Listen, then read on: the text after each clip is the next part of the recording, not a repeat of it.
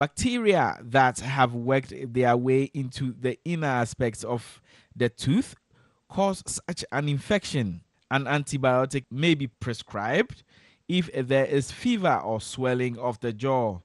Occasionally, phototherapy with a cold laser, usually in conjunction with another treatment, may be used to reduce the pain and inflammation associated with the toothache. Since most toothaches are the result of tooth decay, following good oral hygiene practices can prevent toothaches. Good oral hygiene practices consist of brushing regularly with a fluoride-containing toothpaste, flossing once daily, rinsing once or twice a day with an antiseptic mouthwash, and seeing your dentist twice a year for professional cleaning.